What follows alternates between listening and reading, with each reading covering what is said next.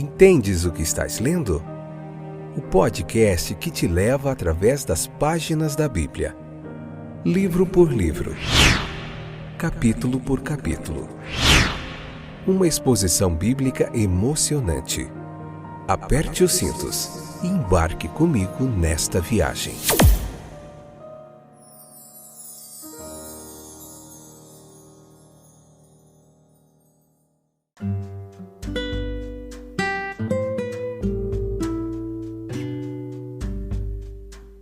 Olá, gente boa de Deus, eu sou o Fábio, estou aqui novamente para a gente meditar mais na Palavra de Deus.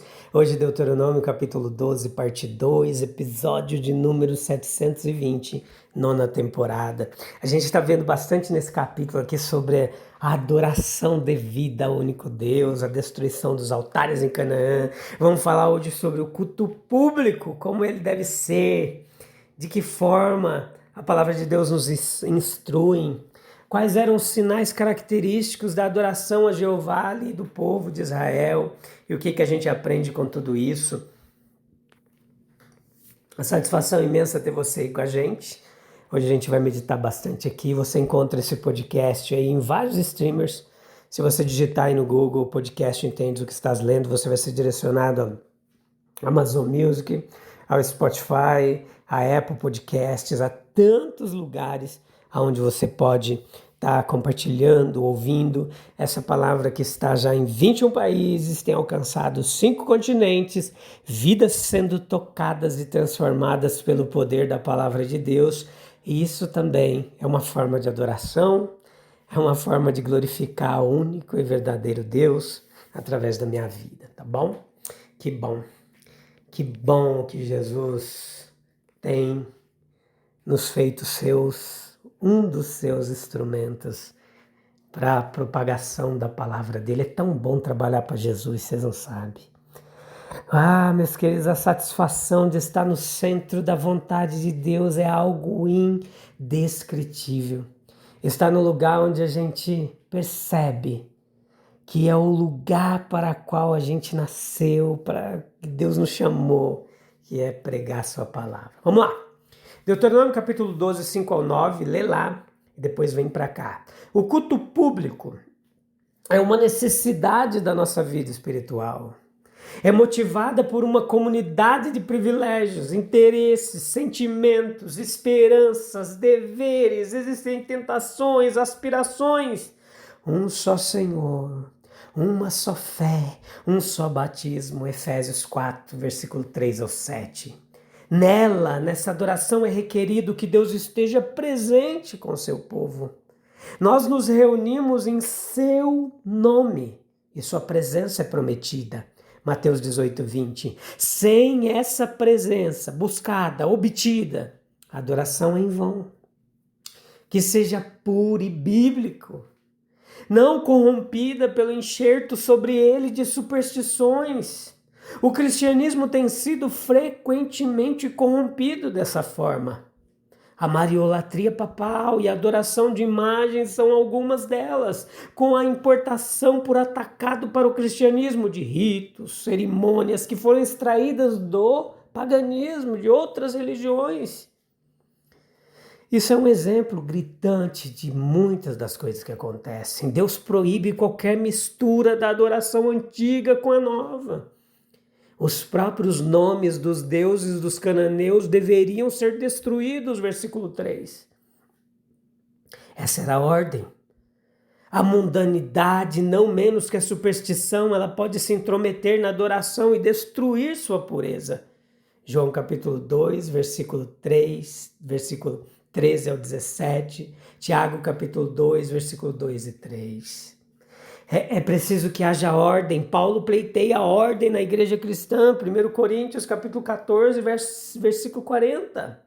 O culto deveria ser uma expressão de vida, de alegria.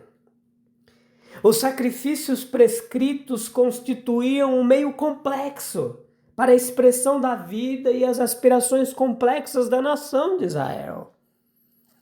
Deve-se notar que, exceto em dias especialmente devotados à lembrança dos pecados, Um tom predominantemente alegre permeava os serviços.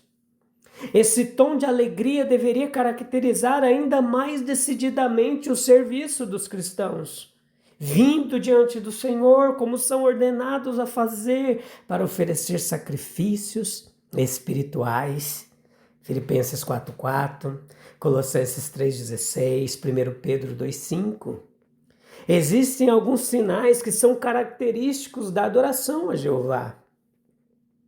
Todas as instituições religiosas de Moisés eram baluartes contra a idolatria do período e eram admiravelmente adequadas à condição intelectual e moral, social, histórica do povo. A adoração do Deus verdadeiro era caracterizada por um único santuário que foi selecionado e escolhido pelo próprio Deus. Como as outras nações tinham muitos deuses, eles tinham pluralidade de templos, de altares, de santuários. O único templo central de Jeová promovia pelo menos 2 objetivos dignos. Manteve viva na memória do povo a unidade de Deus. Naquela época tão viciada em idolatria, isso era de primeira importância. A crença no Deus único seria a base para reverência, amor e lealdade. Promoveu mais vitalmente a unidade da nação. Na ausência de instituições representativas e uma literatura periódica, a adoração comum do povo em um santuário central era o fator mais ativo na unidade nacional. Disso, em grande parte, como instrumento, dependiam a força e a segurança da nação. Na ausência desse elemento de estabilidade, as tribos ali de Israel rapidamente se tornariam entidades distintas, sem unidade, como os cananeus que as precederam. Cada evento na vida dos hebreus deveria estar conectado com Deus e associado à vida religiosa. A terra deveria ser unida ao céu como que por artérias vitais de intercomunicação. Não havia vida religiosa e vida secular, tudo era uma coisa só. A religiosidade estava constantemente na vida secular do povo, desde a hora que eles acordavam até o fim, até a hora que iam dormir. Cada evento da vida dos hebreus deveria estar conectado com Deus. A terra deveria ser unida ao céu. Assim, o favor e a bênção de Deus seriam desfrutados em todas as circunstâncias da existência diária. E um alegre senso de paternidade de Deus, da paternidade de Deus, seria mantido vivo. O arranjo controlaria a avareza e a mentalidade terrena. Tornaria a consciência eternamente atenta ao pecado e promoveria de 1000 maneiras uma retidão prática. A adoração a Deus deveria ser, e era, uma ocupação deliciosa, não era um fardo. Comereis perante o Senhor e vos alegrareis. Ao observar os ritos da idolatria, os cananeus praticavam automutilações desenfreadas em seus corpos. Eles manchavam os altares com seu próprio sangue. Eles faziam seus filhos passarem pelo fogo, e esta foi uma das invenções de um espírito diabólico. Mas no templo de Deus está o sol da alegria, a luz de seu rosto. A um custo prodigioso para si mesmo, ele forneceu o pão da vida, a água viva, de poços profundos de salvação. E sua voz graciosa saúda cada visitante, assim: comam, amigos. Sim, bebam abundantemente.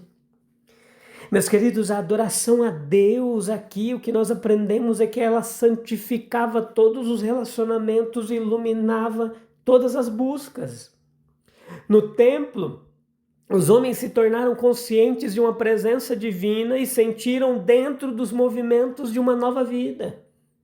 A religiosidade desenvolveu a sua melhor natureza.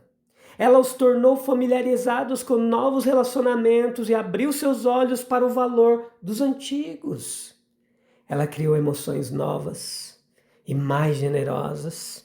Fontes de sentimentos gentis foram abertas dentro deles e águas doces de gentileza prática fluíram para os pobres, para a conduta com os estrangeiros. Uma nova luz embelezou todo o trabalho e eles se alegraram em tudo em que colocaram suas mãos.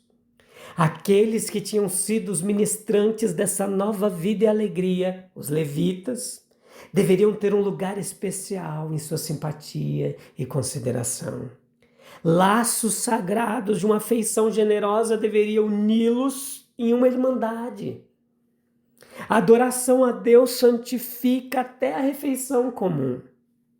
O reconhecimento de Deus e suas reivindicações nos permite desfrutar de toda a provisão de Deus com gratidão e contentamento.